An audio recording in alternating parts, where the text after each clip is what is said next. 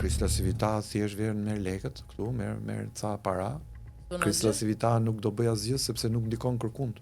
Do të thënë Krisla Civita është një lobist ose një mentor, se ai tha që nuk jam lobist. Një mentor, një strategjist që do marrë ato parat, që Partia Demokratike s'po na thot sa është fatura dhe ku i gjeti këto parat për të paguar, se nuk vjen për lek xhepi ai, pa një $10 milion. Le të themi. Po nëse janë 10, janë 5, po këtë 5 ku, po si pse? Po këtë 5 ku e gjetën këta? Prandaj duhet spaku. Se po ti hy spaku, siç duhet me i hy, dalin se kush i nxjerr parat, kush i paguan parat, si financohet propaganda politike, edhe te xhepi Berishës, edhe te xhepi Ramës. Po të futet spaku te xhepi, dal aty del one i Zamir Mane nga krau djathi i xhepit, one i Qet Kastrati, këti one i Shkëlzem Berisha, one i Bashkimula, one i gjë tjetër, pra dalin këto emra, se gjitha përgatiten me zarfa para zgjedhjeve. Kështu që se nuk i dihet, ta gjithsesi e ndaj një kosto. Këto e kemi për zgjedhje. Edhe këtej se si dihet variantit. Prandaj spaku duhet bëj ndërhyrjet e duhura, ndërkohë që KQZ-ja duhet na bëj transparente të gjitha burimet e financimit partive politike. Se nëse do të bësh një garë vërtet, garë është realizuar kur po se kërkuam, s'do realizohet se ne me këtë variant për Ciptas, kështu që e dashur, po nuk e tham. Shpreson shumë, po nuk e tham. Po mirë, po se tham asnjëherë do. Mirë, hajde se themi dhe në rregull. Hajde bëjmë sikur se kemi mendjen. Unë sapo thash një gjë të rëndësishme tani, mendoj që e thash të rëndësishme se e thash dhe me emra. E kupton? Mund të jemi un gabim, nuk janë këta financuesit shumë mirë, kemi të pastër, po ta dim. A ka ndikime të sipërmarrjes madhe oligarkëve tek partitë politike? Sa? Si? A janë këta njerëzit që çojnë sot para se do marrin nesër investime strategjike? Do marrin mijëra hektar metra katror për fshatra turistik? Apo s'janë? Se këta janë pra. Si dolën këta? Si u morën këto rrugët e këto lejet për fshatra turistike për kullat 50 katë, 100 katë? Financimet pra. Unë financoj sot zgjedhjet, ti do më japësh nesër leje. Pa i hyrë detajeve, sepse është temë tjetër, po sa do t'i kushtoj elektoralisht Partia Socialiste Erion Veliaj në burg? 0. Pse? Sepse Erion Veliaj është një krijesë politike e krijuar në mënyrë artificiale dhe absorbuar nga Partia Socialiste, i rritur mbi kurrizin e Partisë Socialiste. Pra, kujtoheni besoj që Erion Veliaj përfaqësonte lëvizjen mjaft dikur. Pastaj lindi partia G99. Po pse si ka fituar 3 mandate? E cila G99 nuk mori dot nuk kaloi dot as pragun e përqindjes bazë për të futur në parlament.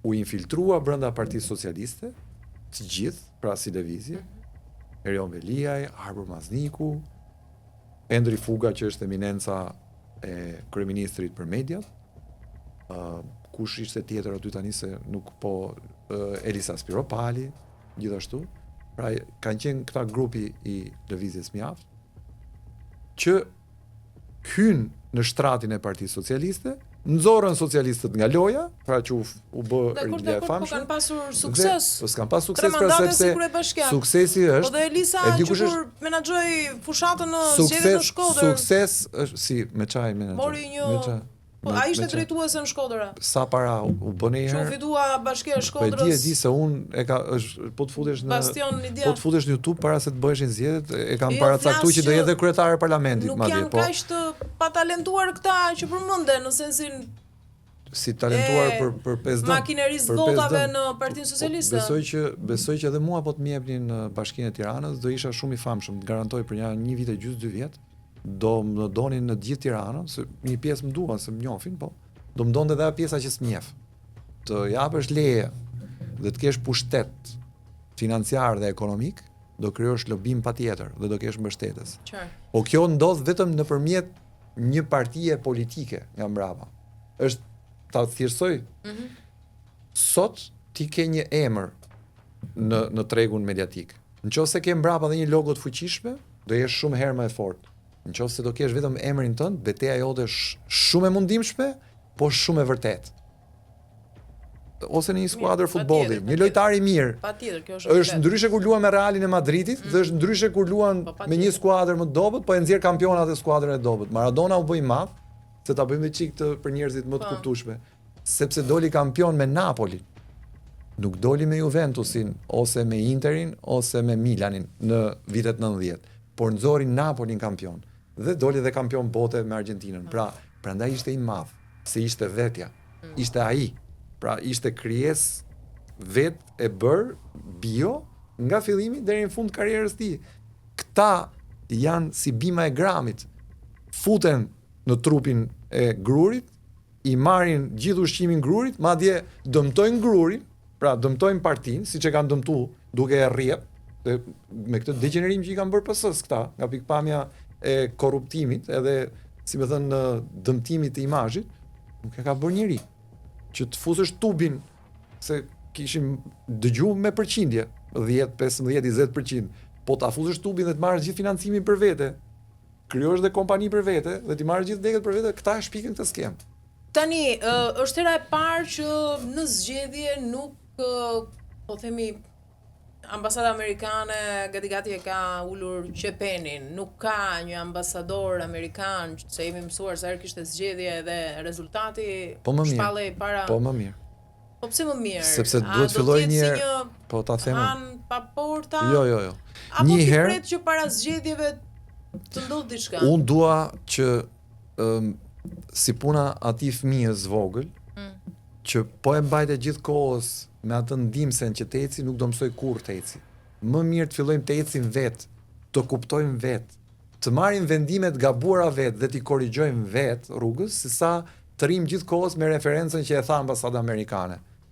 Ky popull duhet ndërgjegjësuar politikisht dhe një herë kjo histori duhet fillojë.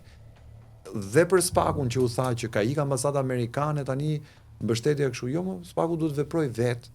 Pra gjitha institucionet drejtësisë duhet fillojnë të ecin vetë me këmbët e tyre. Pra të marrin vendime, të marrin gjykime, vlerësime, akte, konkluzione dhe rezultate pa pas nevojën e një suporti me domosdoshmërisht nga ndërkombëtarët. Duhet bjerë kjo çështja se gjithë jetën kemi jetuar me ndërkombëtarët. Një herë kemi jetuar me Jugosllavët 1945-ën, pastaj me sovjetikët, pastaj me kinezët, pastaj ngelën vetëm se u çmendën Veroxha edhe hiku nga trut edhe ngelëm ashtu siç ngelëm, pastaj me amerikanët, pastaj gjithkohës herë europian, herë amerikan, herë ambasadori X, herë ambasadori Y, ne gjithë jetën kemi nevojë për i tutor. Duhet fillojmë mendojmë që s'kemi nevojë për tutor, kemi mend tona, ndërgjegjen tonë, gabimet tona dhe korrigjimet tona. Kështu mendoj.